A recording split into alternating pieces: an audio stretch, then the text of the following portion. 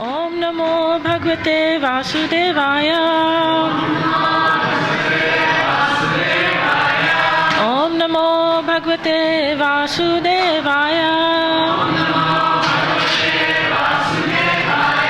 Om Namo Bhagavate Vasudevaya.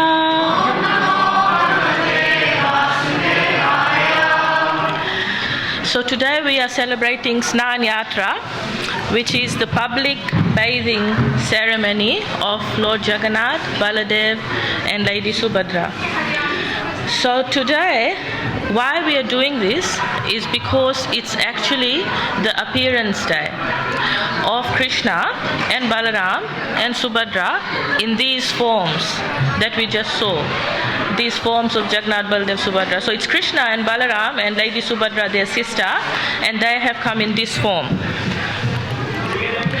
So why this form they have taken in particular, I will talk about that, and also lots of other related things. So today is Purnima. Purnima means full moon day. So on this Purnima, the name given to it is Deva Snan Purnima. Snan means bathing and Deva means God. So it is the Purnima of Deva Snan, and it falls in this month which is called the Jeshta month. So this is the month that Lord Jagannath appeared on this particular day in this particular form. And one thing to understand right from the beginning is that these forms of Jagannath, Baladev and Subhadra with their big eyes open wide, with the dilated pupils, with the smile on their face, with the arms shrunken in and the feet shrunken in, that these forms are called Mahabhav Prakash. So the intensely ecstatic emotional forms of the Lord. That's what Mahabhava Prakash means. That the Lord appeared in this form out of intense emotion. So I'm going to tell you two pastimes as to how come this emotion was so intense, and then I'll talk about what happens in Puri, in Jagannath Puri on this day, actually how the bathing is done, and also the actual installation of the original Jagannath, Baladev, Subhadra deities in Jagannath Puri, which happened in Satya Yuga. So when Krishna was present on earth about 5,000 years ago, he was in Dwarka as a king after his time in Vrindavan. And when he was in Dwarka as a king, even though the queens, he had 16,108 queens, and even though they would be looking after him very, very nicely and fulfilling all his needs even before he opened his mouth to say something, Krishna was still not satisfied. And he would be saying, like at night time, he would be murmuring or calling out, Radhe, Radhe, Radhe, or Gopi, Gopi, Gopi, like that. And the queens were talking. So Rukmini is complaining and saying to Satyabhama that at night time Krishna is, saying like this. And then Satyabhama is saying, what are you talking about night time? He's even saying like this in the daytime sometimes. So they were wondering what's going on. So then they asked Mother Rohini, and Mother Rohini, she is the mother of Lord Balaram, as we know. So Mother Rohini, she had been present in Vrindavan when Krishna and Balaram were there in Vrindavan. She was there right from the beginning, all their childhood pastimes, and then she came to Dwarka with them. So she knew exactly what was going on. And the queens, they found it a bit hard to understand because as you can imagine, in a palace, in a kingly setting, it's called Aishwarya Bhav in Sanskrit. It's kind of the mood of awe and reverence. So, whereas in Vrindavan it's Madhurya Bhav, which is the mood of sweetness. So the queens, they found it hard to actually understand what was going on because they couldn't really grasp the sweetness. It's said that the queens love Krishna very, very much, but their love is actually covered by this awe and reverence, and also jnana. So it's covered by Aishwarya and jnana. So covered by knowledge, covered by awe and reverence. So their love isn't like fully manifest. So whereas the gopis in Vrindavan, their love is madhurya, completely sweet, completely manifest. They don't have this knowledge about Krishna, that he is the Supreme Lord, and they don't really have that awe and reverence. This is why they were able to give the dust of their feet to Krishna, whereas everybody else was too scared. So this is why the gopis were actually really wanting to understand what was going on. So they asked Mother Rohini, and Mother Rohini said, okay, I will tell you, but I have some conditions, in that if I tell you this, then if Krishna and Balaram, they actually hear this, they will become stunned. And then they'll want to go back to Vrindavan, and then Dwarka won't have a king anymore. So somebody needs to stand guard at the door, really needs to stand guard at the door, so that Krishna and Balaram don't hear this. So the queens elected Subhadra, Krishna's sister, because she already knew these things, but she also still wanted to hear. So what Subhadra was allocated to do was to be the doorkeeper. And she stood at the door of this big hall where all the queens were. And Mother Rohini started telling the queens the story of what was all the pastimes that happened in Vrindavan, and how Krishna and the gopis would have different pastimes. And Subhadra was standing at the door with her arms like this. She was guarding the door.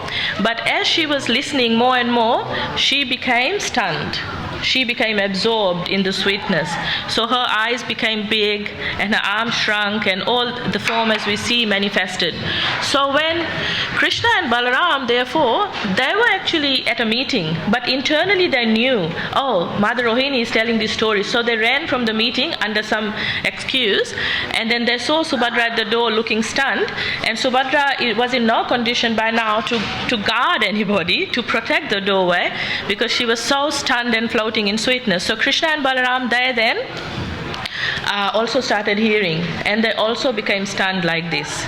So what happened is their feet and their arms shrunk in, their pupils dilated, and they got these beautiful big smiles, absorbed in the sweetness of all the pastimes in Vrindavan. So then what happened is Narad Muni came. And he came from a distance. Narad Muni would often pop into Dwarka. And when Narad Muni came, then he saw Krishna and Balaram and Lady Subhadra looking like this. And then as he started coming closer, they said, Krishna, Balaram, Subhadra, they became normal again. Their limbs became flowing again, they became normal. But Narad Muni said, I've already seen. And he was very, very excited. And he said, I want to see these forms. My dear Lord, my desire is that I want to see these ecstatic forms of yours actually worshipped. So it is actually the mercy of Narad Muni, who is one of our Parampara Gurus. He is in the Brahma Gaudiya Madhva Sampradaya. He is number 3. So there is Krishna, there is Brahma, and there is Narad Muni. And so it is the mercy of Narad Muni today that we have these forms of Jagannath, Baldev and Subhadra to worship in our Parampara. So this is the first time this form manifested. And the second time, so you can imagine the ecstatic emotion when they were feeling all this sweetness, and it is described that acute pangs of separation. So acute pangs of separation. Now acute means like it's happening right now, it's current, and it's quite severe. That's what acute means. And pang of separation, like, really, really feeling this separation. So Krishna and Balaram and Lady Subhadra, they would always be feeling this separation from Vrindavan. And Krishna in particular would be very, very intensely feeling this separation from Vrindavan. So by hearing Mother Rohini, they felt that they were in Vrindavan completely. And that's why they got stunned in emotion like that. So that is one time that Lord Jagannath came in this form. And another time Lord Jagannath manifested this form was when, so one time, again in Dwarka, Krishna was unconscious and nothing could wake him up. So again Narad Muni came, and Narad Muni was talking to Uddhava, Krishna's uncle, who was present there in Dwarka as well. So they were discussing what's the best way of getting Krishna back to consciousness. And then they decided, okay, Narad Muni said, I'll play the veena, I'll sing some bhajans, but as soon as Krishna wakes up, he will think he is in Vrindavan because of the veena and the bhajans that I'll be singing. But that's really the only way to bring him back. So then Uddhava and Narad Muni decided to have Krishna's chariot ready. They got Daruk, Krishna's chariot driver, ready on the chariot, that as soon as Krishna wakes up, he's going to want to go straight away to Vrindavan, so please have his chariot ready. So that's what happened. Krishna woke up and he was thinking, Narad Muni, why are you here in Vrindavan? So he's already thinking he's in Vrindavan. And then he's saying, and what are you doing here, Uddhava? You are also in Vrindavan? And then he said, take me quickly. He immediately had his tree bending form that we see here on the altar, like bent in three places, holding the flute like that. He didn't have a flute in Dwarka, but he was like that. And then he was just going to Vrindavan. So then all of them are talking and they're saying, well, if Krishna goes to Vrindavan, he's not going to come back. And then what happened is that after some discussion, so they're saying, Balaram, you should go to Vrindavan. You go and give everybody solace there. You go and tell them they are all suffering so much separation. You go and tell them that Krishna is coming. And Balaram started crying. He said, well, I've already been there before. I've already been there once. I've spent so much time in Vrindavan, tried to give them solace. They don't believe me. They won't believe me if I go again. And then Lady Subhadra said, well, I'll go. I'm a lady and I'll sit on Mother Yashoda's lap. I'll take my sari, I'll wipe her tears with my sari, I'll go. And then Balram thought, why should she go alone? I'll go to protect her. So then Balram went in his cart, and then Subhadra went in her cart, and Krishna came behind. So this is how it is described, though, that when Krishna wasn't, like, everybody was very concerned. Narad Muni, Uddhava, the queens, they were all very concerned that if Krishna goes, what's going to happen is he's going to never come back to Dwarka again. And also, because the gopis, especially Radharani, they are in such a pitiful state. They are almost dead. This is pretty intense stuff. So I'm describing this to show you the ecstatic emotion. And then we'll come down for this climax in a while, but hold on for the ride, we're getting there. So yes, Radharani, it is described that she was in this kunj called Nidhuvan Kunj, and that she was very close to dying. And in fact, Lalita and the gopis, they were wondering whether she was still alive. They were holding cotton under her nose to ascertain whether she was still breathing. So when Krishna got there and he saw Radharani like that, then immediately he became stunned again. In ecstatic separation, ecstatic love for Radharani, he became stunned like that. And Balaram and Lady Subhadra, who had arrived a little bit earlier, they having arrived in Vrindavan, were feeling all the love again, and they were already in that form. So they were already ecstatic because of the sweetness of Vrindavan. So when Krishna saw Radharani like that in Nidhuvan Kunj, he became stunned.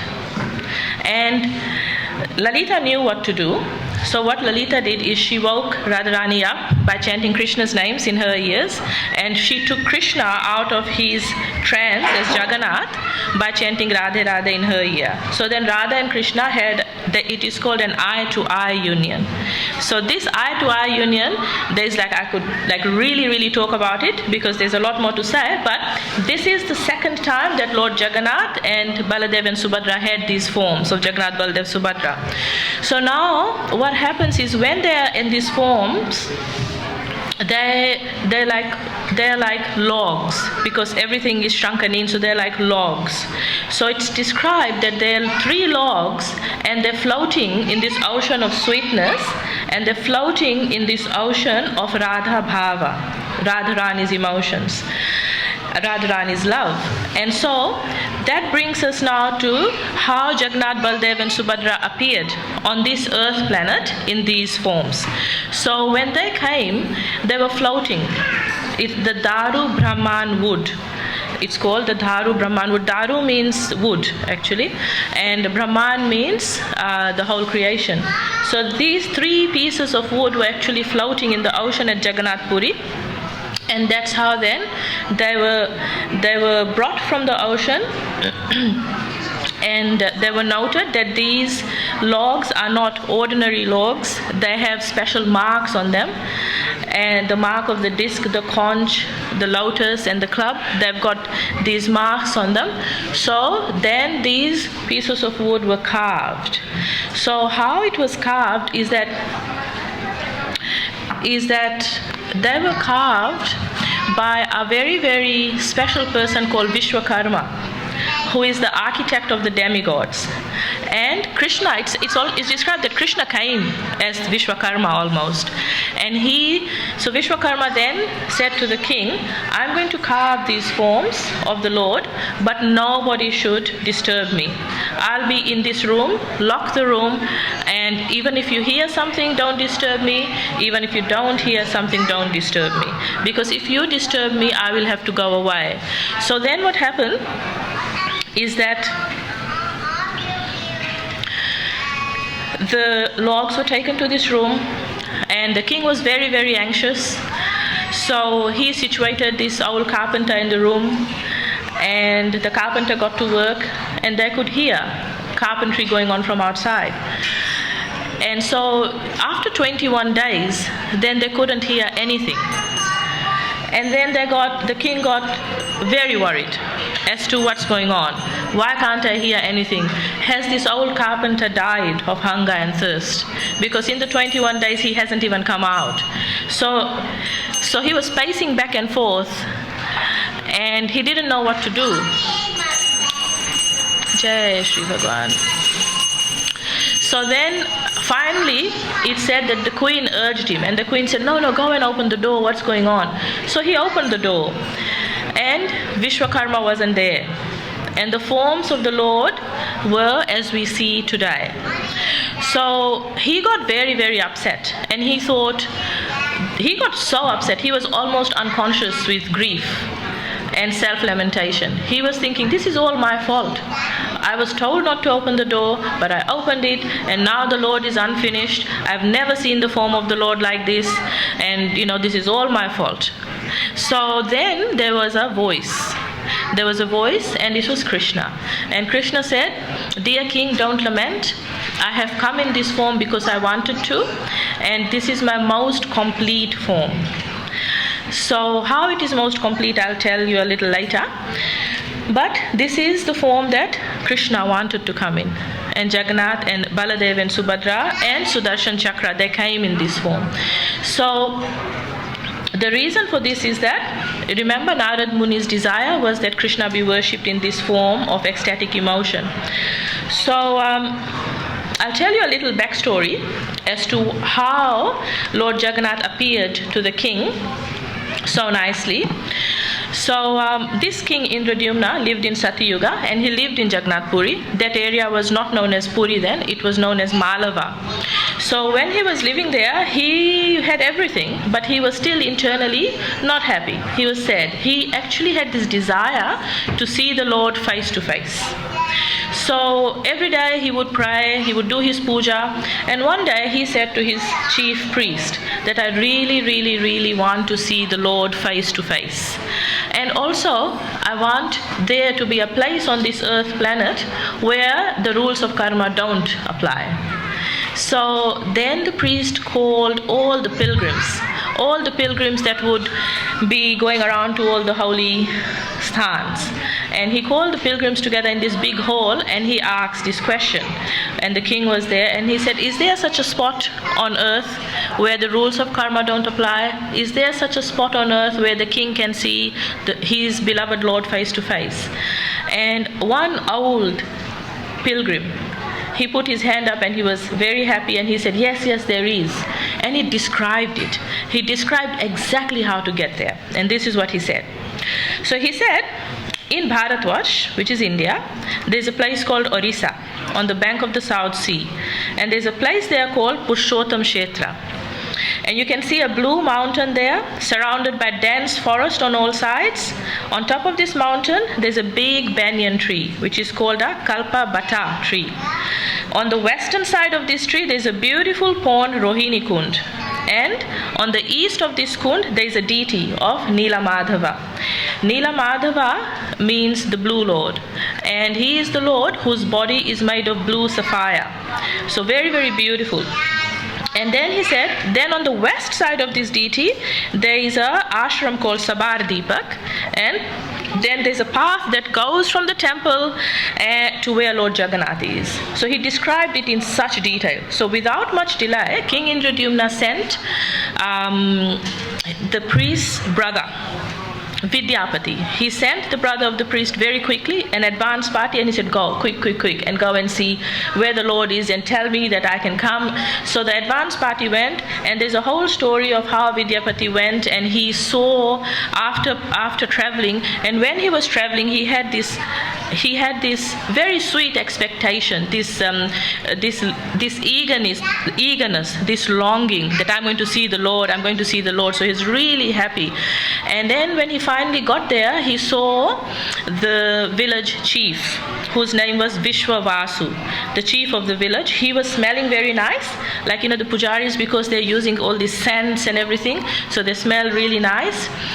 And he had the Lord's garland on, and he had some prasadam. So when Vidyapati saw him, he immediately asked, how come all of this, you're looking so nice, you're smelling so nice? And then Vishwavasu told him, I've come from doing puja of the Lord. And he said, let's have some prasadam. And he said, no, I want to go and see the Lord right now. I can't sit for prasadam. So night time, Vishwavasu took Vidyapati, and when they got there, it was morning. And this Rohini Kund, it's described that this is the kund that awards liberation. That anybody in this kund, if they have a bath, they actually assume a Vishnu form, they achieve liberation, which is getting the form of Vishnu and going back to Vaikuntha, the Vaikuntha planet. So even a crow fell in there and came out, and so there's basically no rules. Like there's so much mercy in that place. So he went to Rohini Kund, took his bath, went and did darshan, chanted the Hare Krishna Mahamantra, said some prayers, came back to tell the king, and then the king set off after consulting with Narad Muni as to when the best time was. So they set off at a good time, and the king of the tribes, the Sabara tribe, which was the king of the tribal, he actually said to Vidyapati, that actually for a long time we've had this story in our village for a long time, that when King Indradyumna comes, the Lord will disappear. So the Skanda Purana, it says that as soon as Vidyapati came, the king's minister came, that Vishwavasu did take him up. But there are some parallel stories that say that the king tried not to take him to see the Lord, because he didn't want Lord Nilamadhav to disappear. But the Skanda Puran, which is what we are following, that is saying that he took him immediately because he knew it was all predestined. So ultimately when the king got there, after his journey to the top of the Nila mountain, he saw that instead of the deity, there was just golden sand. And he was, again, almost unconscious with grief, because all his life he just wanted to see the Lord face to face, a deity form of the Lord. And when he got there, the Lord wasn't there. It was just golden sand. So he was very, very upset. And again, there was a voice from the sky. And Krishna said, don't worry, I have a plan, and I will come, I will give you my darshan, and I will come in 4 different forms, which is Jagannath, Baladev, Subhadra, and Sudarshan Chakra. So then what happens is the logs come, and then the carving happens, and then Krishna is revealed in this form. So at the original installation of Lord Jagannath in Puri, Lord Brahma came and did the Abhishek. So just like we saw the Abhishek happening over here now, so like that, the Abhishek happened and Lord Brahma did it. So very quickly, I will tell you one more thing before we end with some nice pranama mantras. So what I want to tell you is how it actually happens in Puri now, in this in this day and age. Like how we did it here is a little bit different as to how it happens in Puri. So this big temple, the Jagannath Puri temple, it was actually made by King Indradyumna. And that temple is still standing now. And there's so many wonderful things to say about Purushottam Kshetra, which is Jagannath Puri, which is also known as Shri Kshetra and also known as Shankha Kshetra. Shankha because Shankha is conch. So when you look at it from on top, geographically, Jagannath Puri looks like a conch. And Shri Kshetra because it's the place where Radharani's emotions are there, ecstatically present. And this is what I was saying earlier, the eye-to-eye connection. So there is both Lord Jagannath and Lord Chaitanya, who spent the last 24 years of his life in Jagannath Puri. So that's a whole other class, but there's so much more that can be said about Lord Jagannath, Baldev and Subhadra. So in Puri, what happens is the deities come out of the temple, and once they come out of the temple and they're taken to the Snan Vedi, which is an elevated bathing platform where everybody can see, and the deities have a public bath. Now it happens with a lot of pomp and a lot of rituals, and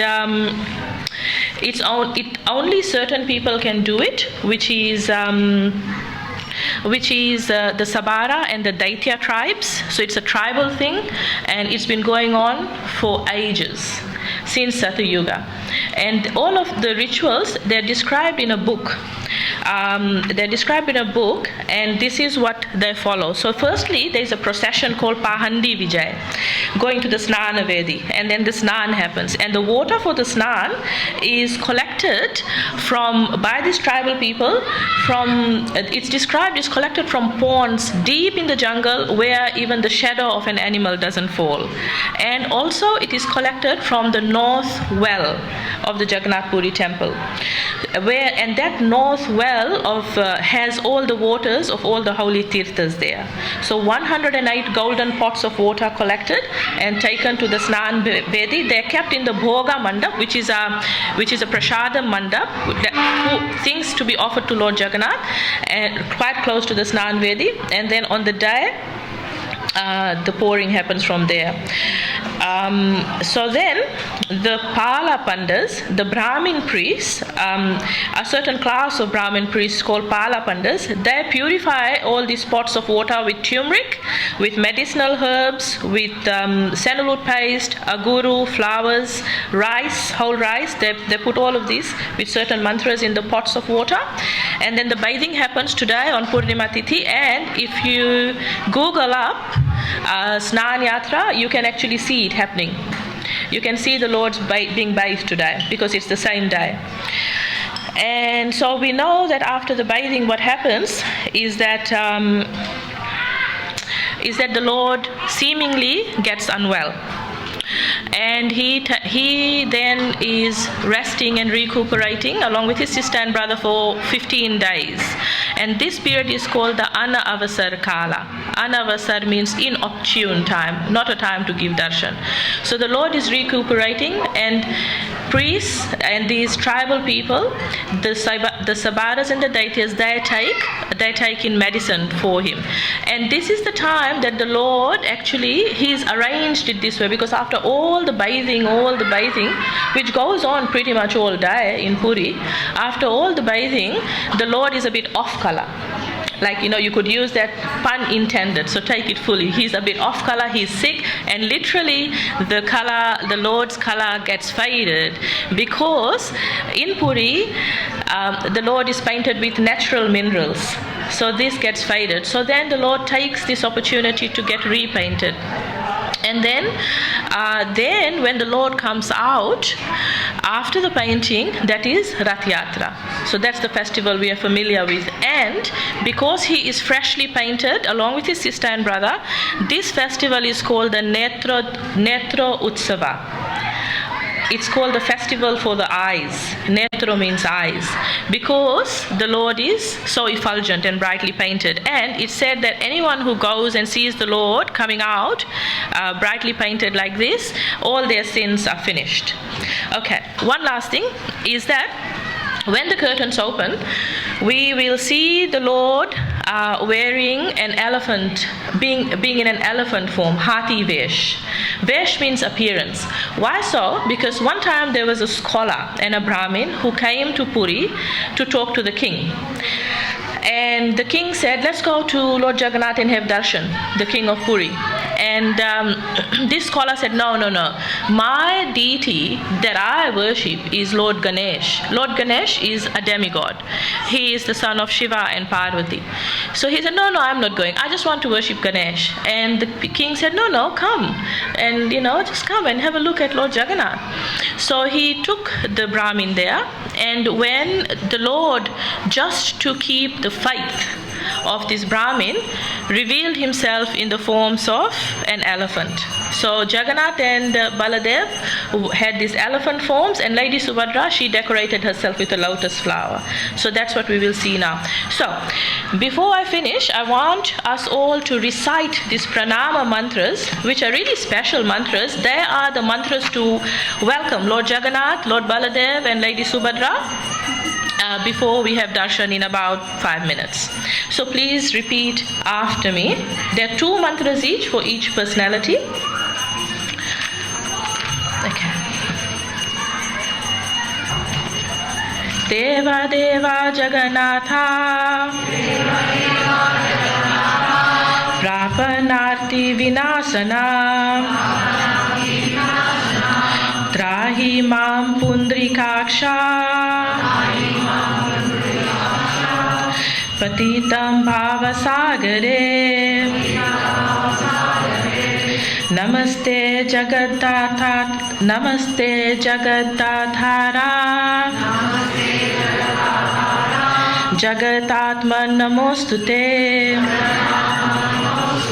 Kaivalya Trigunatita Gunana Janna Namostute. O God of gods, O Jagannath, O Lord of the universe, please destroy this great distress that has overcome me. O lotus-eyed one, please deliver this fallen soul from the ocean of material existence. I offer my obeisances unto you, the support of the universe. To you, the very soul of the universe, I humbly bow. You are situated above the 3 material qualities and the impersonal Brahman as well, yet you are decorated with wonderful transcendental qualities. To you, I offer my respectful obeisances. Jai Jagannath Bhagwan ki Jai. Shri Baladev Pranam. Namaste tu Halagrama. Namaste Musala Yudha. Namaste Revati Kanta. Namaste Bhaktavatsalaha. Namaste Balinam Shrestha. Namaste Dharani Dhara. Pralambare Namaste tu. Trahi Mam Krishna Purvaja. Obeisances to you, O holder of the plough. Obeisances to you, O wielder of the mace. Obeisances to you, O beloved of Revati. Obeisances to you who are very kind to your devotees. I offer my respectful obeisances unto Lord Balaram, the best of the strong and the support of the earth. Obeisances unto you, O enemy of Pralamba. Please deliver me, O elder brother of Krishna. Jai Baladeva Ji ki Jai. Shri Subhadra Pranama. Devi Tvam Vishnu Mayapi Moyanti Characharam Hirt Padmasana Sanstati Vishnu Bhavanusarini Jaya Devi Bhakti Datri Prashida Paramayeshwari Jaya Devi Subhadre Tvam Sarvesham Bhadradayini O Devi, you are Lord Vishnu's Maya, and as such you cause the bewilderment of all moving and non-moving living entities in the universe. Situated on the lotus seat of your heart is great loving devotion to Lord Vishnu. All glories to you, the bestower of bhakti. You are famous as the supreme controller. All glories to you, Subhadra Devi, the giver of all auspiciousness to one and all. Subhadra Devi ki Shri Sudarshan Pranama. Lastly, we offer pranam to Sudarshan Chakra. Sudarshana Mahajwala Koti Surya Samaprabha Ajnanatimirandhanam Vaikuntabdha Pradakshaka Namaste Nitya Vilasat Vaishnavastra Niketana Avarya Viryam Yadrupam Vishnu Tat Pranamami Aham. O Sudarshana, your great effulgence is as brilliant as millions of suns. You dispel the darkness of ignorance and thus reveal the path to the eternal world of Vaikuntha. I offer my obeisances unto the brightly shining Sudarshan Chakra, which never fails to offer protection to all the Vaishnavas. I humbly bow before Lord Vishnu's weapon of irresistible strength. Sudarshana ji ki jai, Jagannath Baldev Subhadra Maya ki jai, Snana Yatra ki jai, Hari Hari Bol.